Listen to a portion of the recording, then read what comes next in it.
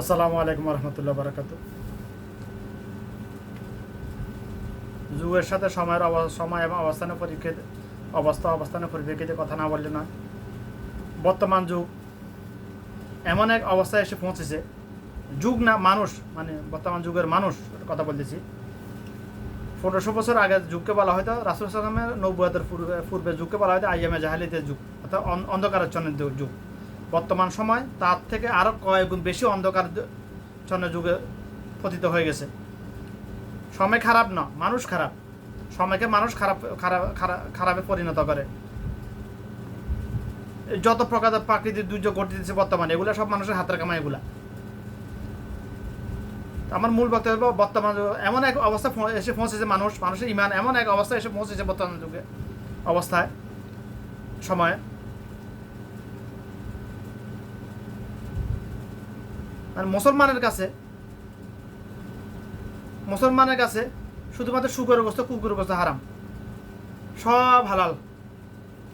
আল্লাহি আল্লাহর কসম, 1999 জন মুসলমানের কাছে শুধুমাত্র শুকরের গোস্ত, কুকুরের গোস্ত হারাম মনে করে, বাকি সব হালাল। মিথ্যা কথা বলা, গীবত সবলখড়ি করা, দুর্নীতি, চাঁদাবাজি, সিন্ডিকেট করা, সিগারেট খাওয়া, মদ গাঁজা খাওয়া, অন্যের হক সম্পদ নষ্ট করা, ভাইয়ের হক মেরে খাওয়া, ভাই বোনের হক মেরে খাওয়া, বাপের ছেলের সম্পদ হক নষ্ট করা, ছেলে মা বাপের হক নষ্ট করা, সব আমবাদ। এগুলো কেন? এগুলো জাহেলিয়াত সব। কেন? রাসূল সাল্লাল্লাহু আলাইহি ওয়াসাল্লাম বলছে কিয়ামতের পূর্বে মূর্খতা বেড়ে যাবে। মূর্খতা বলে এখন আমরা তো দেখতেছি সবাই হাইলি শিক্ষিত হইতেছে, উচ্চশিক্ষিত হওয়ার জন্য বিভিন্ন দেশে যাইতেছে, এক দেশ থেকে অন্য দেশ ভ্রমণ করতেছে। তাহলে মূর্খতা কেন বেড়ে যাবে? মূর্খতা বেড়ে যাবে, দুনিয়াবি শিক্ষা শিক্ষিত হইতেছে, আখিরাতের শিক্ষিত হইতেছে না। বিসমিল্লাহ। মূর্খতা বলতে এখানে রাসূল সাল্লাল্লাহু আলাইহি ওয়াসাল্লাম মূর্খতা বলতে বোঝানো হয়েছে, বুঝিয়েছেন মানে মানুষ দুনিয়াবি শিক্ষা শিক্ষিত হবে, তথ্য প্রযুক্তির যুগে উন্নয়ন ঘটাতে থাকবে, শুধুমাত্র টেকনোলজি একটার পর একটা উন্নত হবে, কিন্তু আখিরাতের দিক থেকে বিবেচনা শিক্ষায় তারা মূর্খ হয়ে যাবে, জাহেল।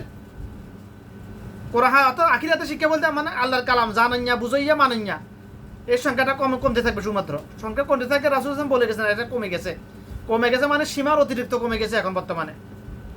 আজ থেকে 2-4 বছর আগে এত খারাপ ছিল না মানুষ, বর্তমানে এবং অনবরত মানুষ খারাপ হইতেছে, মানুষের খারাপের সংখ্যা দিন দিন শুধু বাড়বে। এটা কিয়ামতের আলামত। আমার মূল বক্তব্য হচ্ছে হারাম। মুসলমান তাকে বলা হয় যে তাওহীদের উপর পরিপূর্ণ ঈমান এনেছে, তাওহীদ এবং রিসালাতের উপর পরিপূর্ণ ঈমান এনেছে, আল্লাহর সকল আদেশ নিষেধ মেনে চলেছে, নামাজ, রোজা, হজ, যাকাত সব পালন করেছে মিয়া যেভাবে আল্লাহ পাক পালন করার জন্য বলেছে, এবং জাগতিক হারামকে সেরূপ হারাম মনে করতেছে, যেরকম হারাম মনে করতেছে পৃথিবীর সকল মুসলমান নাম ধরে আদম সন্তান শুকর এবং কুকুরগ্রস্তকে, তাকে বলা হয় মুসলমান। এক কথা,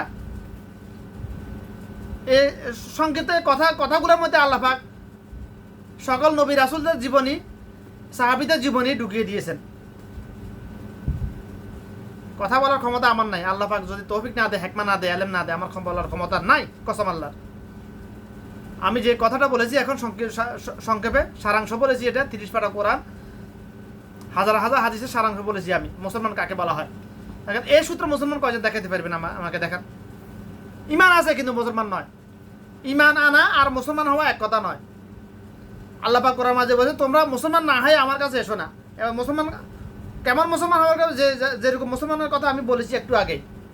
তো আজকে মুসলমান নাম ধরে আদম সন্তানগুলা আসলে শুকর এবং কুকুর গোস্ত হারাম এই জন্য খাইতেছে না, কসম আল্লাহ। এটার প্রতি রুচি নাই, এই জন্য খাইতেছে না। রুচি যদি হইতো, যদি গুটি কয়েকজন মাসও খাইতো, খাওয়ার অভ্যাস থাকতো, তাদের সঙ্গদোষে অন্যরা খাওয়া শিখে যাইতো, আর সারা জীবন ওয়াজ নসিহত করলে এটা থেকে শুকর গোস্ত, কুকুর গোস্ত খাওয়া থেকে বিরত রাখতে। কারণ শুকর গোস্ত, কুকুর গোস্ত টেস্ট না হয়তো ইহুদি, কাফার, খ্রিস্টান, চাইনিয়ারা কেন খায়? এটা টেস্ট এই জন্য তো খাইতেছে। মুসলমান কেন খাইতেছে না? যারা মুসলমান নাম পরিচয় দিতেছে, তারা এটার প্রতি রুচি নেই, এই জন্য খাইতেছে না। হারাম যে এই জন্য নয়, যদি হারাম মনে করি না খাইতো। শুকরের গোস্ত, কুকুরের গোস্ত আল্লাহ পাক হারাম করেছেন, আল্লাহ পাকের এই নিষেধ মানার জন্য যদি না খাইতো আসলে, তাহলে যে আল্লাহ শুকর গোস্ত কুকুর গোস্ত হারাম করেছেন শুধুমাত্র একবার কোরআন মাঝ দিয়ে বলেছেন বাস, রাসূলুল্লাহ সাল্লাল্লাহু আলাইহি ওয়াসাল্লাম বলেছেন বাস, এতটুকু। এ নিয়ে আর কোনো ওয়াজ নসিহত করার নাই আজ পর্যন্ত। আমার লাইফে আমি কখনো শুনি না কোনো আলেমকে শুকর গোস্ত কুকুর গোস্ত খাইও না এটা এই বিষয়ে কথা আলোচনা করতে শুনি না আমি আমার লাইফে। আপনারা কেউ শুনলে আমাকে জানাবেন, না শুনেছি আমাকে ভিডিও ফুটেজ দেখা, আমি শুনি নাই। তারপরে এটা খায় না কেন, রুচি হয় না। কিন্তু দুর্নীতি, ছাড়াবাজি, সিন্ডিকেট, সুদ ঘুষ এগুলো তো এগুলোর জন্য ওয়াজের কোনো অভাব নেই। হাজার হাজার ওয়াজি বক্তা ধর্ম ব্যবসায়ীরা এগুলো অনবরত ওয়াজ করতেছে। ধর্ম ব্যবসায়ী কেন বলতেছি, ধর্ম ব্যবসায়ী যে এই জন্য নয়, বাংলাদেশে যতগুলো বক্তা আছে তার মধ্যে 99% ধর্ম ব্যবসায়ী, এই জন্য বাংলাদেশে দিন প্রচার হইতেছে না, দিন কায়েম হইতেছে না। এই কথাটা আমার না, কথাটা আমার মন করার মতো না। আমি বিগত 16 বছর বাংলাদেশের পরিস্থিতির উপর অ্যানালাইসিসের কথাটা আমি বলতেছি। এই কথাটা গত কয়েকদিন আগে আব্দুর রাজ্জাক বিন ইউসুফ বলেছে, যদি বর্তমানে যদি ওমর রাদিয়াল্লাহু আনহু যদি পৃথিবীতে আসতো তাহলে বাংলাদেশের 99% ওয়াজি বক্তা জেলখানা যাইতে হয়তো, তাদেরকে জেলে দিত। কেন এ কথা কেন বলেছেন তিনি? মানুষের ভয়ে ব্যাখ্যা ডাইরেক্ট বলে নাই, ডাইরেক্ট আমি বলতেছি। এ কথার ব্যাখ্যা হলো 99% ধর্ম ব্যবসায়ী বাংলাদেশে। আলেমের লেফাজদারি বাতিল শয়তান, মানুষরূপী বাতিল শয়তান।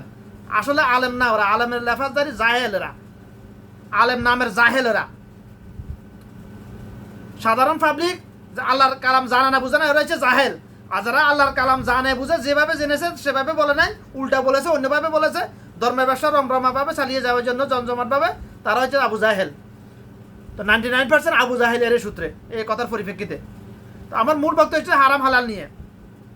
আমরা যারা মদ খায়, গাঞ্জা খায়, তাদেরকে আমরা ঘৃণা করি। এবং যারা মদ বিক্রি করে, যারা গাঞ্জা বিক্রি করে, তাদের বিরুদ্ধে আমরা সমাজে যারা উচ্চ শ্রেণীর আছে তারা সবাই পদক্ষেপ নেয়।